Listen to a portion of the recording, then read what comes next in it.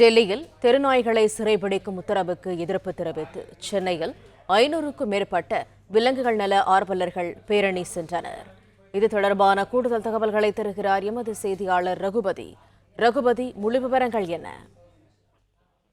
வணக்கம். நாடு முழுவதும் தெருநாய்க்கடி சம்பவங்கள் ஏற்பட்டு ராபிஸ் நோய் தாக்கத்தினால் உயிரிழக்கும் மனிதர்களின் எண்ணிக்கையும் அதிகரித்து வருவதாக கூறி தெருநாய்க்களின் எண்ணிக்கையை கட்டுப்படுத்தும் நோக்கில் டெல்லியில் உள்ள தெருநாய்க்கள் அனைத்தையும் பிடித்து காப்பகத்திற்கு மாற்றுமாறு உச்சநீதிமன்றம் உத்தரவிட்டிருந்தது. இந்த உத்தரவை எதிர்த்து பல்வேறு கட்சிகள், சமூக அமைப்புகள், விலங்குகள் நலவாரிய அமைப்புகள், நடிகைகள் என பல்வேறு தரப்பினரும் இதற்கு எதிர்ப்பு தெரிவித்து வருகின்றனர்.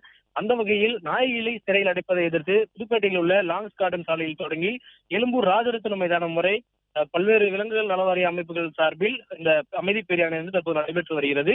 இதில் நடிகை வினோதினி வைத்தியநாதன், சாயா சரத்குமார், நடிகை அபிராமி, இயக்குனர் வசந்த் உள்ளிட்ட 500க்கும் மேற்பட்டோர் இந்த அமைதி பேரணியில் பங்கேற்று வருகிறார்கள்.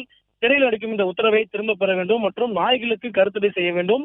எல்லா உயிரும் இந்த உலகத்தில் சமம் என்றும் எல்லா உயிர்களுக்கும் மரியாதை தர வேண்டும் என, இந்த உயிர்களுக்கு அன்பு காட்ட வேண்டும் என பல்வேறு கோரிக்கைகளை வலியுறுத்தி இந்த அமைதி பேரணி தற்போது நடைபெற்று வருகிறது.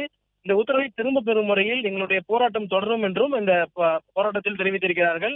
அதே போல் தொடர்ந்து இந்த அமைதி பேரணி நடைபெற்று வருகிறது. இந்த அமைதி பேரணியில் பங்கேற்றுள்ள அனைவருமே இந்த உத்தரவை திரும்ப பெற வேண்டும் என்று இந்த கோரிக்கையாக வைத்திருக்கிறார்கள். அதே போல் இந்தியாவில் போதைப் பொருட்களுக்கு எதிரான பல்வேறு இடங்களில் விழிப்புணர்வு நிகழ்ச்சிகள் ஏற்படுத்தப்படுகிறது. அதே போல் நாய்க்கடி ஏற்படும் பொழுது என்னென்னலாம் செய்ய வேண்டும் என்ற முன்னெச்சரிக்கை குறித்தான விழிப்புணர்வு நிகழ்ச்சிகளும் நடத்த வேண்டும் என கேட்டுக் கொள்ளப்படுகிறது.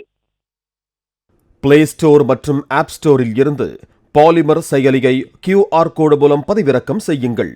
செய்திகளை உடனுக்குடன் பெறுங்கள்.